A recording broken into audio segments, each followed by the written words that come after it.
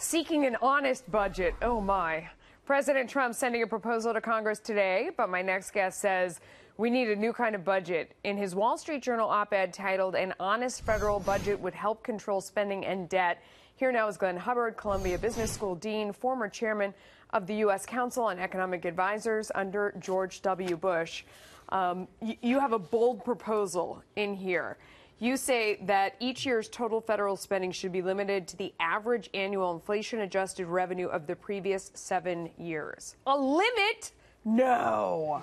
Well, I'm not sure it's so bold. It's actually pretty simple in that normally in a family or a business, we think about paying for ordinary operations out of current income. Right. The government might well want to do that.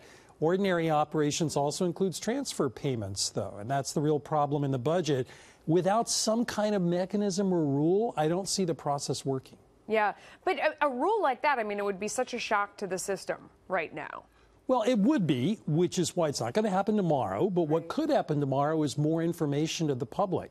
What really is the debt of the country? What is the true deficit the country has? And putting out reports. There are governments like Canada and Sweden that have done a much better job in recent years than we have. Well, yeah, because the popular thinking, or at least the propaganda, is debts and deficits don't matter. And people have become, I think, numb and immune to the idea. You always hear our government is spending so much, we're spending our children's money. But it doesn't seem to, on the list of things that people get upset about, this is really low. I agree, but it shouldn't be. Why? How do they feel it today? Basically, as a country, if we want to continue to grow, and I give the president a lot of credit for resetting expectations there, but if we want to continue that and we want to defend the nation, build infrastructure, educate our kids, we're going to have different budget choices. Talking about trillions is no way to talk to the public, but talking about what future taxes would have to be to pay for this is a better way.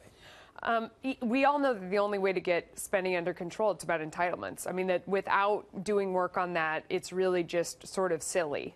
What's a way to tackle that would be palatable to these people in Washington who are very concerned about keeping their job? They don't want to be the one to say, we've got to cut, in order for some future benefit. They're like, I'll be out of Congress by then. What do I care? Well, it's a three-step process. First is telling the public the truth. What really is the deficit in debt, not the on-budget part, but the total.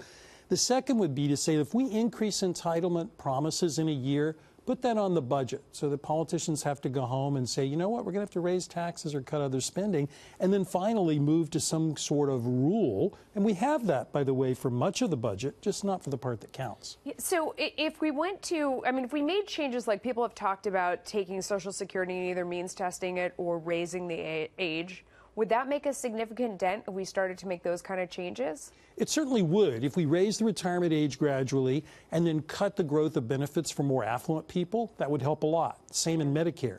But right now, there's nothing that forces political leaders to make that choice. We have to have a way to force them to do it. Well, they're not going to force themselves to do it. They're the ones that write the laws, so. That's true, but that's why you start with information. This is a problem for all of us, for voters. If voters know the truth, they see the numbers and see the consequences. Like, do we want to be Europe on defense?